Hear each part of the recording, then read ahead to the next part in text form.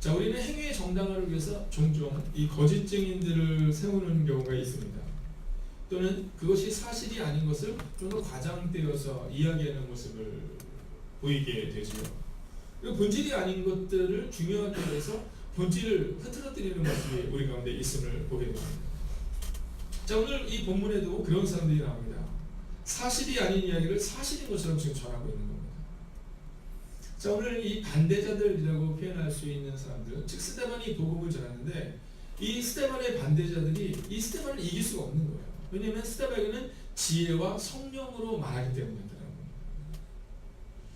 자, 그러자 그들이 거짓 증인들을 세워서 이 스데반을 공경에 빠뜨리려 하는 모습이 오늘 우리 가운데 보여주고 있습니다.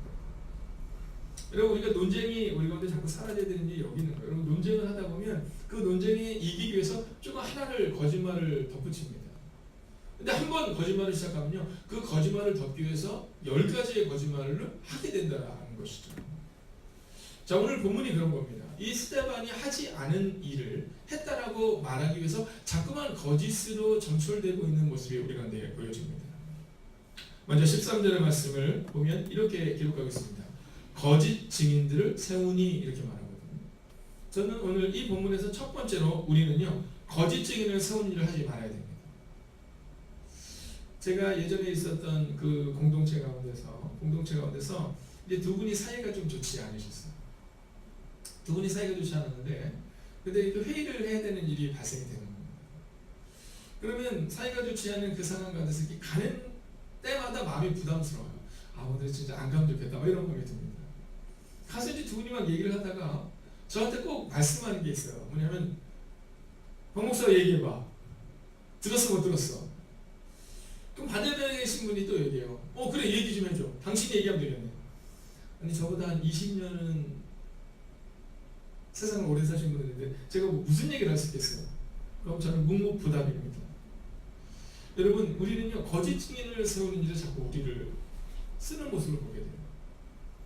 여러분, 좀 친한 사람에게 그것이 진실이 아니어도 내 얼굴을 봐서도 좀 얘기해줘. 이렇게 거짓 증인을 자꾸 세우는 모습을 우리가 보인다는 겁니다. 여러분, 남을 험담하거나 남에 대한 이야기를 이렇게 이야기를 하는데 근데 사람들에게 자꾸 동조를 구하잖아요. 내 얘기를 좀 들어달라는 겁니다. 자, 그런데 이 거짓 증인을 세우는 모습이 스데반에게만 나타나는 모습은 아닙니다. 여러분, 예수님을 죽일 때도 어떻게 해요? 네, 많은 사람들이 거짓 증인이 되어서 예수를 어렵게 만들잖아요. 성전을 허물고 그리고 세운다고 얘기했다. 여러분, 율법을 폐하려 했다. 이 모습은요, 지금 오늘 스데반에게만 있는 모습이 아니라 예수님에게도 동일하게 나타났던 모습이라는 거예요. 그래서 우리는요, 사람들에게 자꾸 무언가 거짓을 강요해서는 안 됩니다. 내 얘기에 좀 동의해줘 이래서는 안 된다는 겁니다. 즉, 거짓 증인을 세우는 일을 하지 마셔야 한다라는 겁니다. 두 번째는 거짓 증인이 되지 마셔야 한다는 겁니다. 자, 11절을 보면 거짓 증인이 되는 이유를 성경은 이렇게 말하죠. 사람들을 매수하여 말하게 하되 이렇게 말합니다. 자, 매수되었다는 겁니다. 여러분, 예수님 외에 더 중요한 것을 가지지 마십시오. 여러분, 물질과 명예를 먼저 하지 마세요. 그러면 매수됩니다. 여러분, 주님이 먼저 돼야 돼요. 교회가 먼저 돼야 됩니다. 여러분, 종종 하다 보면 휩쓸리는 경우가 많이 있습니다. 우리가 그런 얘기 종종 하잖아요. 까마귀 노는 곳에 백로야 가지 마라, 이런 얘기를 하잖아요. 자, 우리가 어떤 사람이 되느냐는 누구와 어울리느냐에 있어서 다릅니다. 오늘 이 거짓 증인이 되었던 사람들의 모습은, 이 사람들의 모습은 거짓을 시키려고 하는 사람들과 가까이 있기 때문이다라는 겁니다. 여러분, 주님이 먼저 되어야 되고, 그리고 교회가 먼저 되어야 합니다. 그리고 내 주변에 있는 사람들이 어떤 사람인가를 늘 점검하셔야 됩니다. 자, 오늘 13절을 보면 뭐라고 말하면 우리가 들었다, 이런 표현을 해요. 우리가 들었다. 여러분, 오늘 우리 가운데 있어서 기억해야 되는 것은 뭐냐 하면 13절과 14절을 통해서 말하는 것은 우리가 들었다. 여러분, 듣지 않았거든요. 매수된 거거든요. 근데 우리는 이런 얘기를 굉장히 재밌어 하잖아요. 이야기 중에 제일 재밌는 얘기가 어떤 얘기입니까? 소문이잖아요. 소문. 확인되지 않은 소문. 어차피 나랑 상관없는 소문. 이라는 말이 우리 가운데 있지요. 여러분, 말을 듣고 말을 옮기는 자가 되어서는 안 됩니다. 여러분 우리 가운데 소문을 듣고 확대 재생산하는 사람이 아니라 오늘 주님의 복음을 전하는 자가 되어야 돼요. 내가 들었다. 즉 스데반이 거짓말하는 것을 들었다는 거짓말을 하는 것이 아니라 내가 설교를 통해 들었다. 내가 성경을 통해 들었다. 예수님은 살아계시다. 여러분 이런 얘기를 전해야 되는데 근데 종종 우리는 예수 그리스도에 대한 얘기보다는 복음에 대한 얘기보다는 지금 나한테 있는 가십거리에 너무 주목하는 모습을 보게 된다라는 거죠. 조금 아까 찬양을 하는데 우리 다혜자매가 이 발이 딱 보이는데 음악을 이렇게 맞추는 거예요. 이게 특징이 뭐냐면 드럼을 치거나 베이스를 치거나 악기도 두 가지로 나누거든요. 하나는 화음 악기입니다. 피아노나 뭐 이런 신디 같은 화음 악기예요. 화음이 여러 가지 이루어지잖아요. 근데 베이스나 드럼은 우리가 흔히 리듬 악기라고 합니다. 이 리듬 악기를 치는 사람의 특징은 자꾸 박자를 맞추는 그런 모습들이 있습니다.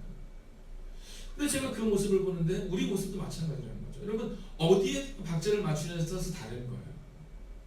여러분 말씀에 박자를 맞추잖아요. 그러면 그렇게 즐겁게 주님의 진짜 증인이 되어 살아가는 겁니다. 근데 여러분 쓸데없는 것에 의미를 두고 거기에 자꾸 신경을 두고 거기에 자꾸 우리의 마음을 두잖아요. 그럼 우리도 그 박자에 맞춰서 나아가게 된다는 겁니다. 오늘 거짓 증인들이 되었던 이 사람들은요. 이 사람들의 문제만일까요? 아닙니다. 여러분 이 사람들과 함께 이 사람을 매수했던 사람들의 문제가 있는 겁니다. 즉 두 사람이 다 문제라는 거죠. 즉 누구와 어울렸냐는 거죠.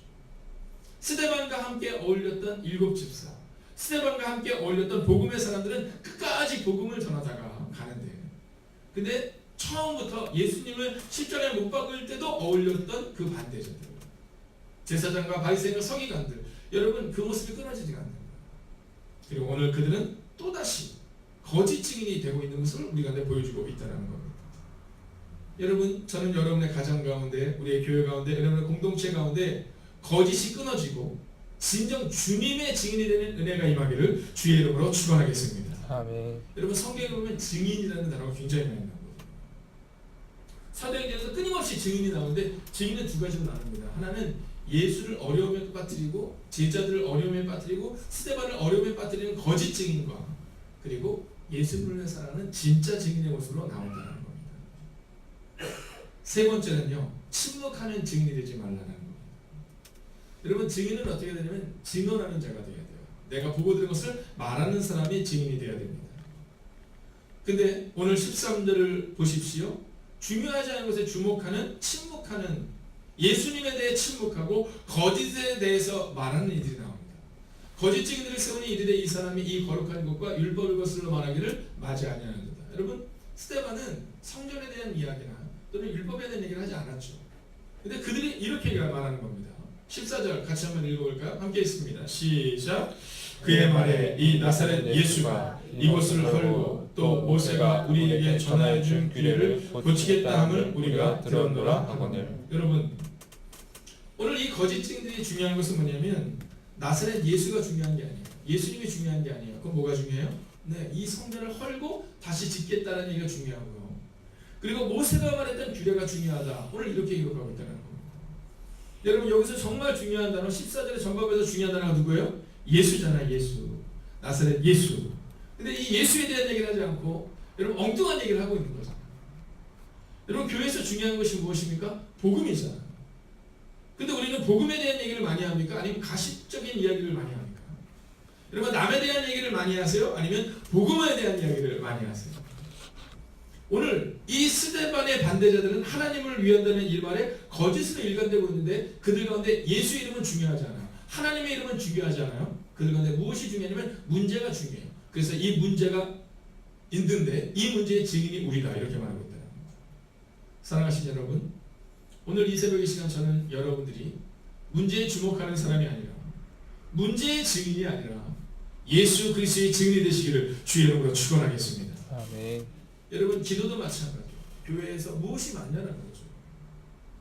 여러분 말이 많은 교회가 있고 기도가 많은 교회가 있어요. 제가 어저께 생명나무 교회라는 교회를 다녀왔습니다.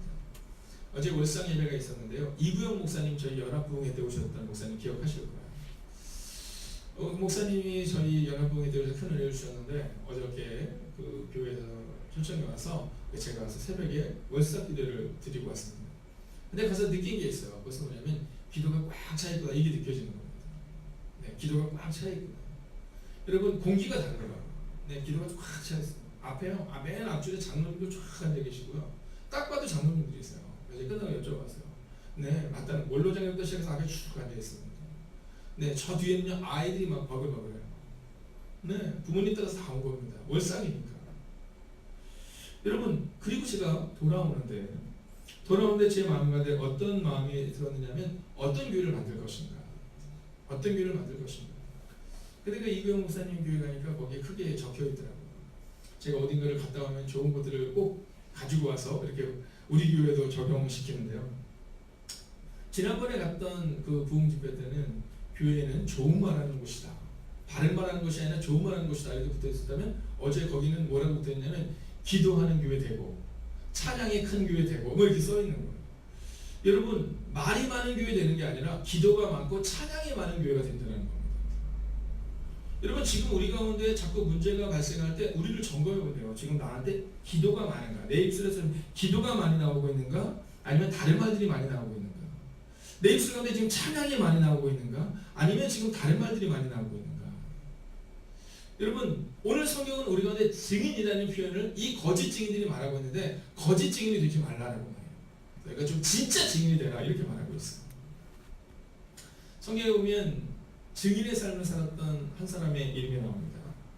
자, 역대상을 보면 수백 명의 사람들이 나와요. 누가 누굴 낳고 누구 막 쭉 나오거든요. 근데 그때 흔하지 않은 이름 한 사람이 나오죠. 누구예요? 야베스라는 이름입니다. 자, 브루스 윌키스 썼던 이 야베스의 기도라는 책을 통해서 우리가 어른들은 야베스에 익숙하시고 젊은이들은 좀 익숙하지 않겠지만 이름이 쫙 나오는데, 특별히 두 절에는 긴 구절을 통해서 야베스에 대한 얘기를 충분히 설명하는 장면이 나옵니다. 근데 그 야베스에 대해서 뭐라고 말하면 그는 존귀한 자가 되었다 이러거든요. 근데 영어 성경을 보면 제일 존귀한 자 이런 표현을 쓰고 있습니다. 네, 가장 존귀한 자였다 이런 표현을 쓰고 있어요. 근데 그 가장 존귀한 자 야베스에 대한 이야기를 할 때 아주 독특한 표현이 하나가 나오는데, 첫 번째는 어머니가 이름을 지어줬다는 겁니다. 여러분, 이스라엘 백성들은 누가 이름을 지어주죠? 아버지나 할아버지가 이름을 지어주잖아요. 근데 어머니가 이름을 지어줬다는 겁니다. 여기서 우리가 예측할 수 있는 것은 그에게는 아버지가 없거나, 아버지가 먼저 돌아가셨거나, 아니면 그 아이를 낳다가 돌아가셨거나, 또는 그 아이가 어머니의 뱃속에 있을 때 돌아가셨거나, 또는 그 가정이 조금은 부모로부터 떨어져 있는 가정이라는 거죠. 자, 또한 그의 이름이 뭐예요? 야베스잖아요. 야베스 이름이 뭡니까? 고통덩어리 뭐 이런 거잖아요. 고통덩어리. 여러분 한번 생각해 보세요. 그래도 이름을 지을 때 어떤 마음으로 이름을 줘요? 멋진 이름을 짓잖아요. 저에게 있어서도 준기, 그러면 준자는요, 준걸 준자고 턱 있잖아요. 중간에 털을 잡아라, 늘 이런 뜻에서 의미를 가지고 잡았잖아요. 근데 이 야베스는 뭐냐면 고통덩어리예요. 여러분 부를 때마다 헤이, 우리 이하나 강사님 얼마나 이름이 예뻐요. 하나라는 뜻이 뭐예요? 한자가 아니라 한글. 하나 얼마나 예뻐. 그러니까 우리가 부를 때마다 이 하나 첫 번째 사람이 되라. 세연이는 뭐예요? 이름이 뜻이? 세연자면은? 네? 이렇게 잘 안 들리죠? 다이자나가 뭐라 그랬어요? 세상에서 가장 예쁜 사람이라고? 세상에 가장, 우리가 부를 때마다 그러는 거잖아요. 세상에 가장 예쁜 사람, 하나님 볼 때 가장 합당한 사람, 세상에 가장 존귀한, 이렇게 불러주면 얼마나 이름을 부르면서도 우리는 좋잖아요. 야베스는 뭐예요? 헤이 고통덩어리, 늘 그렇게 부르는 거예요. 여러분, 놀리는 것도 아니고, 네, 이렇게 예쁜 이름을 두고 왜 그를 향해서 뭐라고 말해요? 고통덩어리. 그 이야기는 뭐냐면 태어나면서부터 그의 과거를 이야기하고 있는 거죠. 근데 그가 뭐라고 말해요? 주께서 내게 복의 복을 도와서 삶의 지경을 얻으시고. 여러분, 오늘 이 야베스는 주의 손을 바라보는 거예요. 여러분, 주의 손을 봐요. 얼마나 멋져요. 진짜 증인은 어떤 사람이냐? 바로 이런 사람. 주님의 손을 바라보고 복음을 바라보고 주님의 나라를 바라보는 사람, 이 사람들이 진짜 증인이다라는 거죠. 그리고 그가 이렇게 고백하잖아. 나로 근심을 벗어나 환난이 없게 하옵소서. 내 마음 가운데 근심이 떠나가고 환난이 떠나가는 은혜를 나에게 달라고 기도하잖아요. 그리고 하나님이 그에게 그 은혜를 허락하시잖아요. 오늘 거짓 증인이 되지 말라는 이 말씀을 통해 우리는 거짓 증인이 되지 않기를 바라는 것으로 끝나서는 안 됩니다. 거짓 증인을 넘어 진짜 증인이 되어야 되는데, 혹시 오늘 여러분의 삶 가운데 고통이 있고 근심이 있고 절망이 있고 아픔이 있어서 야베스처럼 안 되겠다라는 마음이 든다 할지라도 오늘 마음을 정하세요. 오늘 이렇게 기도해서 하나님, 나로 환난을 벗어나 근심이 없게 하옵시고 내게 복의 복을 더하는 은혜가 임하게 해주시옵시고, 사도행전 1장 8절이 말하고 있는 것처럼 오직 성령이 너에게만 임하시면 너희가 권능을 받고 예루살렘과 유대와 온 사마리아와 땅끝까지 이르러 내 증인이 되라고 말씀하신 것처럼 하나님, 거짓 증인이 아니라 진짜가 되겠습니다. 주님의 교회를 향해 진짜 증인이 되겠습니다.